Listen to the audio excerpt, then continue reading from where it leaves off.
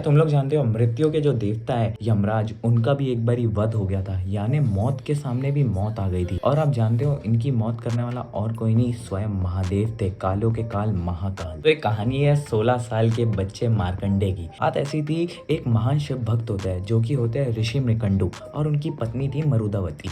अब इन दोनों के पास सब कुछ था लेकिन एक पुत्र के अलावा। तो दोनों ने मिलकर के शिव जी के लिए यज्ञ किया और कठोर तपस्या करी शिव जी के लिए कि शिव जी प्रसन्न होकर के उनको आशीर्वाद दे। शिव जी प्रसन्न भी हुए और उनको अपने दर्शन भी दिए, लेकिन एक शर्त दे दिए, और वो शर्त थी, तुम्हें कैसा बेटा चाहिए?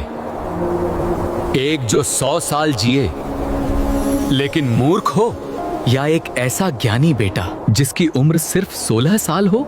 अब दोनों ने अपने दिल पे पत्थर रखकर सबसे कम उम्र वाला बच्चा तो ले लिया, लेकिन जैसे ही घर में किलकारियां गूंजी जब वो बच्चे ने जन्म लिया तो दोनों के आंखों में आंसू भर गए। और जैसे जैसे बच्चा बड़ा होता गया उसके चेहरे पे तेज आने लग गया। जब उसका 16वें साल का जन्मदिन पास आने लग गया, वैसे दोनों पिता और माता रोने लग गए। अब अपने माँ बाप को रोते हुए देख के मार्कंडे ने जब सत्य जाना तो उन्होंने कहा, मैं उस महाकाल की शरण में जाऊंगा जो मौत को भी बदल सकते हैं। फिर मार्कंडे निकल गए नदी के तट पर। नदी पे तट पर जाने के बाद उन्होंने मिट्टी का एक शिवलिंग बनाया, महादेव की कठोर तपस्या करने लग गए। 3 दिन तक उन्होंने महादेव की कठोर तपस्या करी। फिर जब चौथा दिन आया तब यमदूत स्वयं धरती पे आए मार्कंडे को ले जाने के लिए, लेकिन वो मार्कंडे के जो भक्ति का तेज था उससे मार्कंडे को छू भी नहीं पाए। तो स्वयं यमराज के पास गई। अब यमराज क्रोध और अहंकार में नीचे आए और उन्होंने मार्कंडे को कहा, बालक तेरा अब इस पृथ्वी से समय खत्म हो चुका है। तो मार्कंडे ने डर के वो शिवलिंग से लिपट गया। फिर यमराज ने अपना कालबाज जो हथियार था वो चलाया और उन्होंने शिवलिंग के साथ साथ मार्कंडे को उस फंदे में पकड़ लिया। और यही यमराज की सबसे बड़ी गलती थी, क्योंकि उनका फंदा स्वयं महादेव की शिवलिंग के साथ भी जा झगड़ा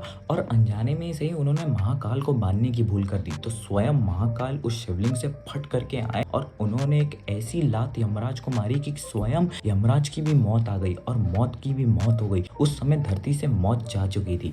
फिर महादेव ने मार्कंडे को अमर होने का वरदान दिया और धरती का संतुलन बना रहे, तो उन्होंने यमराज को फिर से जिंदा किया। तो बोला हर हर महादेव।